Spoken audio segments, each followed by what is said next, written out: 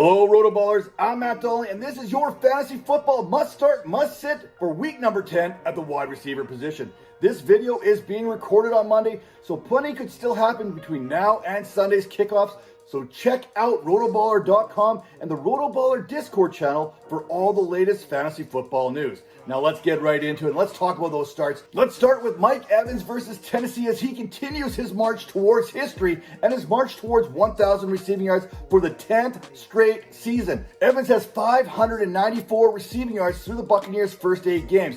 In 7 of those 8 contests, Evans has seen at least 6 targets, so we know that Baker Mayfield is certainly looking for him, especially down in the red zone, where his 5 touchdown grabs, that sits 7th in the National Football League. Follow the fantasy production here, people. With Evans, he has now produced 13 or more fantasy points in 3 straight contests, and the Titans, they have allowed the 10th most passing yards to date. Did you know Evans last week became just the 39th receiver to record over 11,000 receiving yards, and yet it feels like we still do not put enough respect on his name. Another wide receiver that doesn't get the respect he deserves is Tyler Lockett, and this week he faces a Washington Commanders team. I bet you thought I was going to say start DK Metcalf here. Only the Philadelphia Eagles have allowed more receiving touchdowns to wide receivers this season than the Commanders have. So you know that Geno Smith is going to be looking for his number 1 red zone target there, and that is Tyler Lockett. Yes, Tyler Lockett, not DK Metcalf. Lockett has 3 touchdowns receiving, 2 Metcalfs too. In 8 contests, the Commanders have yielded 13 receiving touchdowns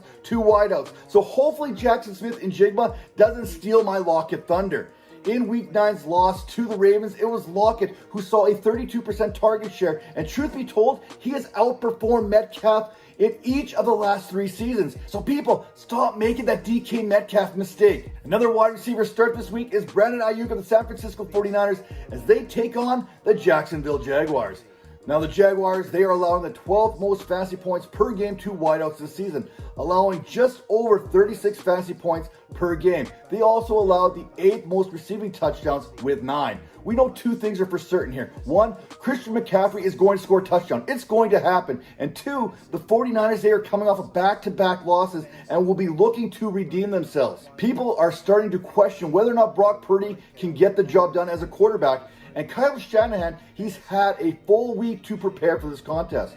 Jacksonville may elect to play more zone this week as Aiyuk has averaged 3.75 yards per route run this season against man coverage. And he's basically a big play waiting to happen each and every snap, averaging 17.7 yards per reception. Now talk about sits. How about we sit a duo here in Vegas, and that is Devonte Adams and Jacoby Myers. This is a matchup-based recommendation. The Jets have one of the best secondaries in the league. Sauce Gardner, DJ Reed, Michael Carter. This makes for a great Week 10 wide receiver cornerback matchup. If you're into that kind of thing. Not everyone is, but I know I am. New York went into week number 9 allowing just 21.46 fantasy points per game this season to wide receivers. Looking at fantasy projections, it seems as though Devonte Adams has disappointed much of the season. Unfortunately, I expect that trend to continue once again this week. New York isn't just tough on wide receivers in fantasy, they're also allowing the 6th fewest passing yards per game, 184.4 on the season. And over the last 3 weeks, heading into Week 9's Monday Night Football Showdown, they are allowing just 142.7 passing yards per game. Now that's impressive. Now, what's not impressive is Zay Flowers' opportunities here against the Cleveland Browns secondary. Sometimes we need to start our studs to win a tough matchup. I don't see that being the case here. And I know we got many big names here on a bye, such as A.J. Brown, Tyreek Hill, Jalen Waddle, Cooper Kupp, Puka Nacua. You may feel that you have no other options out there, but certainly there are more favorable matchups than starting Flowers against a Browns secondary that is allowing just 24.45 fantasy points per game to wide receivers this season. Flowers, he has hauled in 45 of 62 targets for 472 yards this season, but back in week number 4, he had just 4 catches for 56 yards. It was held to under 10 fantasy points. He's also coming off a 1-catch, 11-yard performance against the Seattle Seahawks last week. My final sit this week is T. Higgins versus the Houston Texans. I know we all watched what happened last week, so this is a very surprising inclusion onto this list. After all, how can I sit a wide receiver who just had 8 grabs for 110 yards? It's simple. It really is simple. It's time for a correction. Jamar Chase was targeted just 8 times, hauling in just 4 of those passes for 41 yards.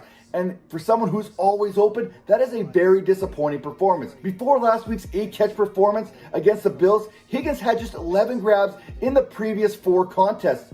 Houston's secondary is a bend but do not break type unit here. While they are allowing the 24th most passing yards per game this year, they have allowed just a pair of receiving touchdowns to wide receivers and have limited wide receivers to less than 29 fantasy points per game. Only the New York Jets have been a stingier fantasy unit. Now, speaking of units, we are a unit over at RotoBaller, so make sure you head over there right now, hit that like button, hit that subscribe button, and make sure you're tuned in for plenty more fantasy analysis.